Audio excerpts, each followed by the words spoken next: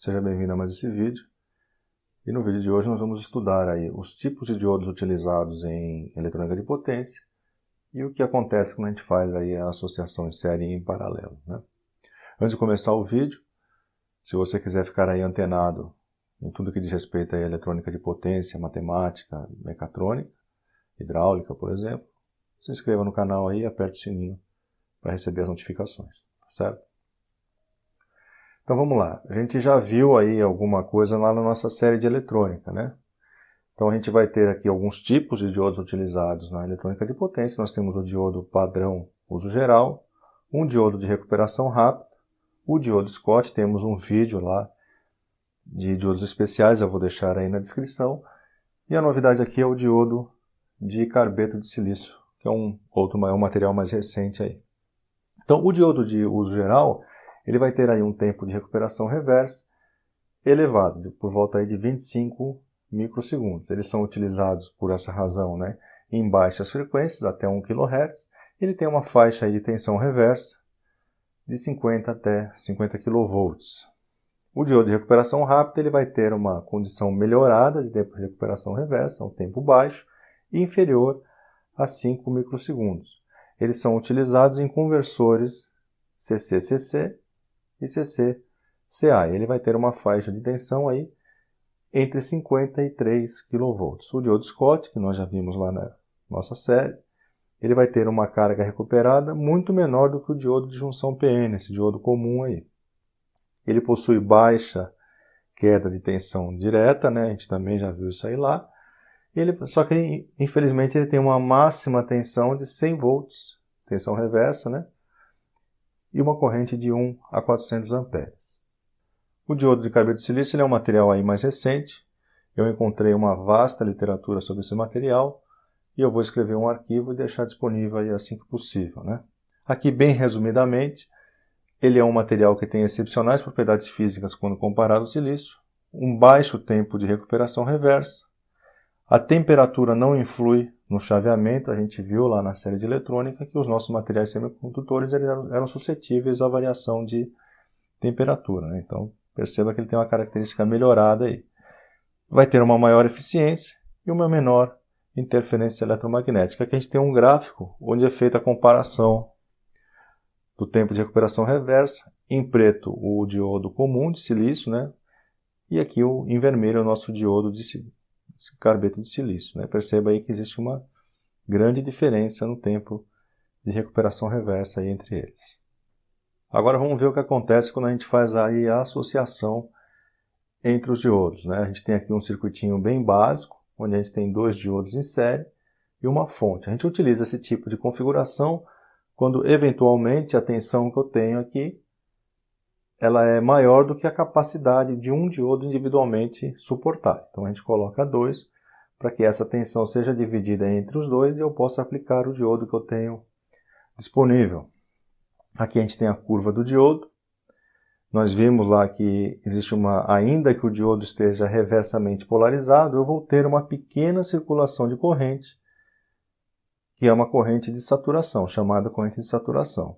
E devido à variação, a essa variação de fabricação do diodo, de tolerância de fabricação, existe uma curva teórica, porém a curva real dos componentes vão ser diferentes. Eu vou ter uma curva para o diodo 1 e uma curva para o diodo 2. Elas são levemente diferentes. Aqui nós temos uma versão ampliada da curva, né?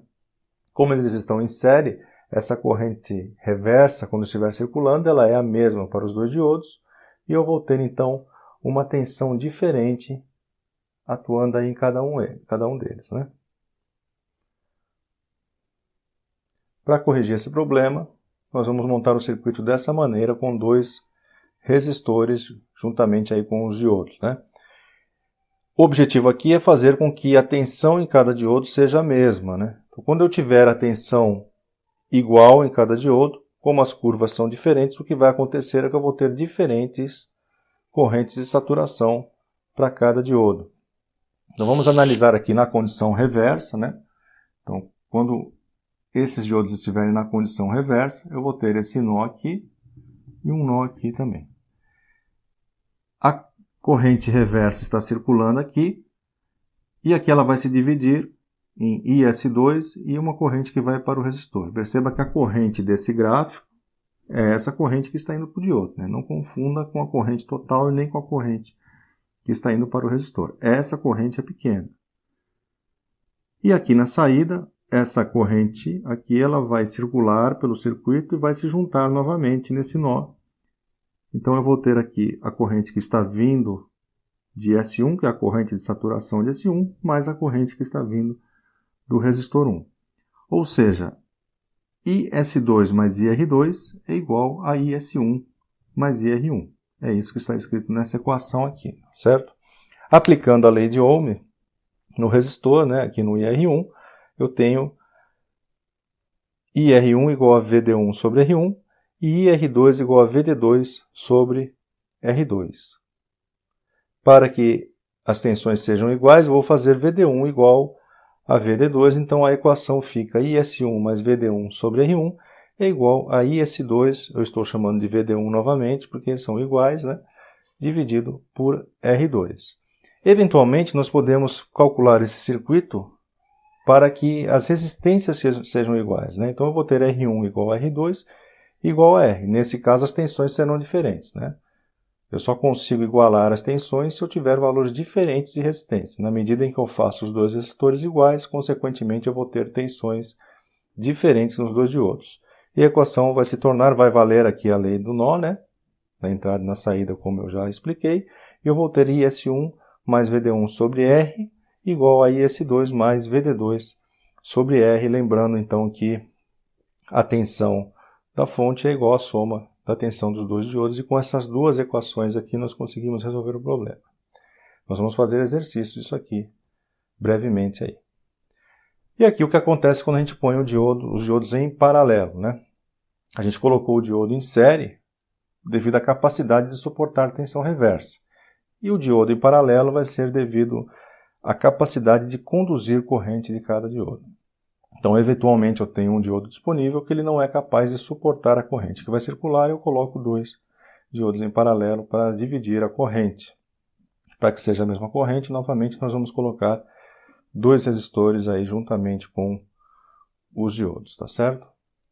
Então, eu espero que tenha ficado claro e eu vejo você no próximo vídeo aí com o exercício.